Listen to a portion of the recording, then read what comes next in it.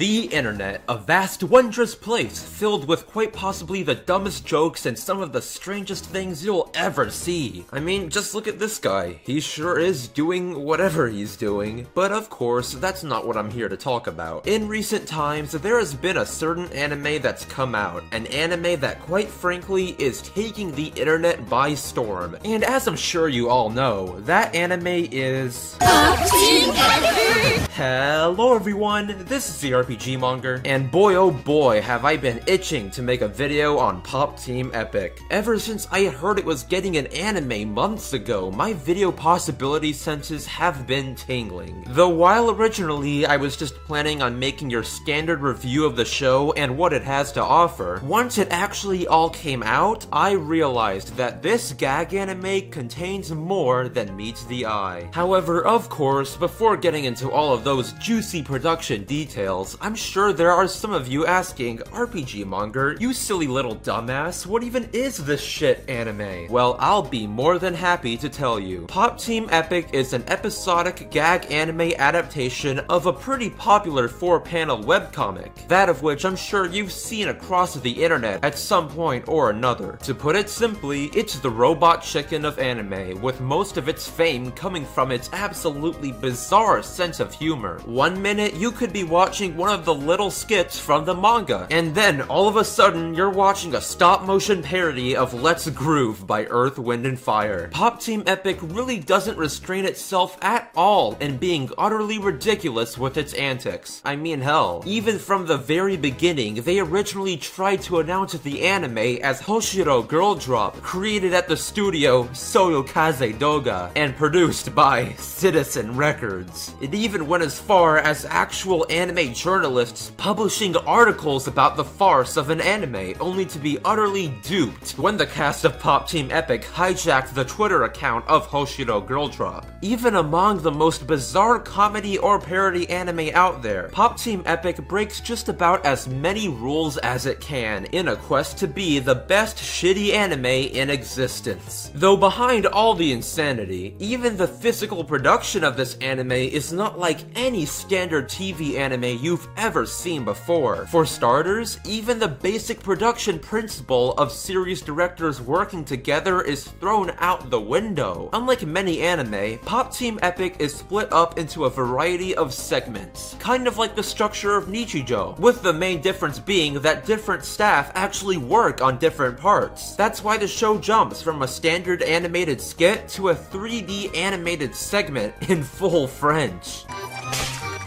So as we take a look at the wide range of talent all brought together to work on this beautiful abomination, I feel it's important to also take a look at the producer himself, because of the journey he's taken to make this anime a reality is nearly as comical as the show itself. Kotaro Sudo, also being the producer of Ajin in the past, really did have fun in the creation of Poptepipic. For instance, take the whole situation with Poptepipic repeating itself twice per episode. Since with Poptepipic originally going to be a web broadcast, he decided to actually use the original creator's suggestion in recording the main track with female voices and an auxiliary track with male voices. However, instead of putting male voices in just an auxiliary track, Sudo instead split it half and half like we know it today. That's not all either. The fact that every episode has different voice actors is also his doing, because as he observed online debates concerning which voice actors would voice Popuko or Pipimi, he decided that nobody would have room to complain if he just in turn made it different every episode. And you know, it really did work. Sudo has created room for anticipation and discussions now surrounding who will be used in the next episode. The funniest thing is, the guy more or less bribed Glowvision into accepting his insane arrangement. And it doesn't end there either, since with the voice actors changing each episode, Sudo also made sure to make each pair be, let's just say, fitting, which has yielded such results as the actual voice actors of Cell and Frieza voicing an episode. And I mean, come on, is that not just the most perfect thing ever?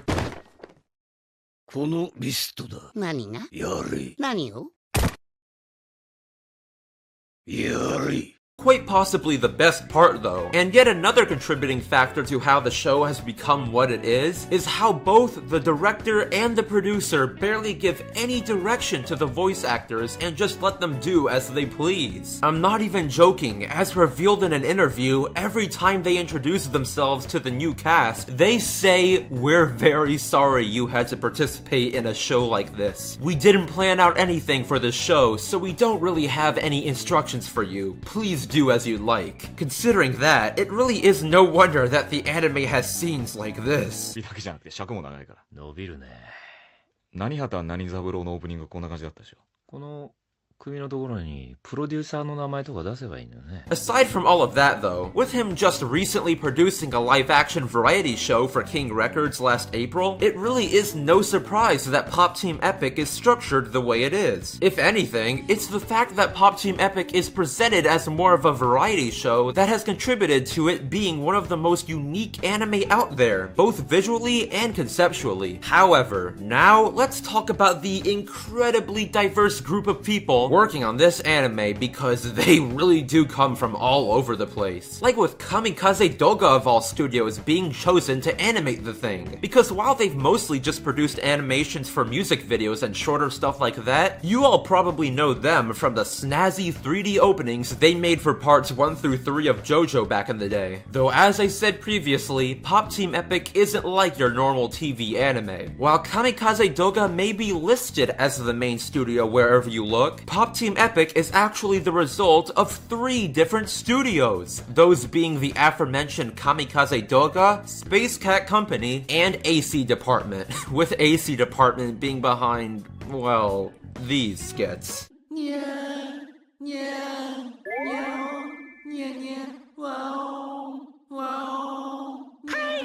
That's not all either, as aside from those 3 studios, there are also other individuals working on the show, like Makoto Yamashita for example, who is responsible for the 8-bit segments. In his case, considering he's still in his last year of university, this is his first time even working on an anime. There's also Thibault Tresca, an employee at Kamikaze Doga, who does the French segments. They're all done by him and him alone too, really adding the extra variety to the show. Then there's Uchu people, quite possibly one of the most interesting additions to the cast, who are in charge of all the stop-motion felt segments. And I mean, even if you don't like the show, you have to admit the 2 segments they've done so far have been pretty impressive. The best part about all of this though, and what I personally believe to be one of the most major contributing factors in how Pop Team Epic was adapted, is the fact that throughout all of these people working on the anime, each creator is just left to their own devices, with the producer even going as far to say, "If anything happens, I'll take the fall for it."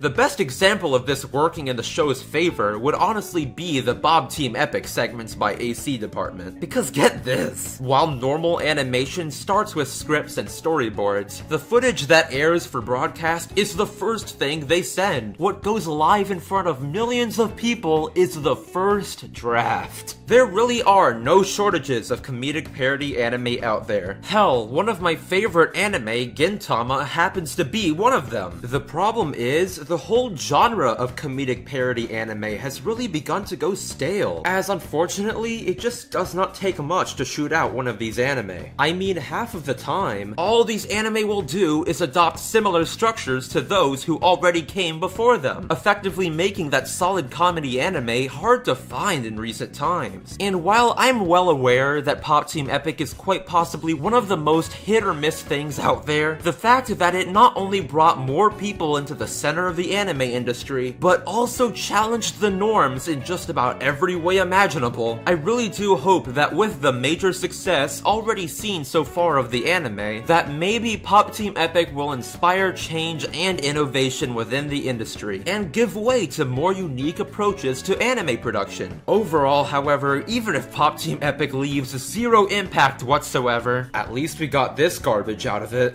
あんた名は俺は俺だ If you enjoyed this video and want to see more like it, do subscribe, and today's cool thing of the day just has to be Pop Team Epic abridged by Salty DK Dan. Because, I mean, just look at this. Papaco, why is it beeping me? I'm sure 90% of you are just staring at the video with an expression of bewilderment, but this is the kind of stuff that makes my dumb self burst into laughter. And you know, while you're at it, just check out his channel in general. I'd rate him a 10 out of 10 funny boy. So that being said, I'm the RPG Monger, and don't forget that each and every one of you are fantastic.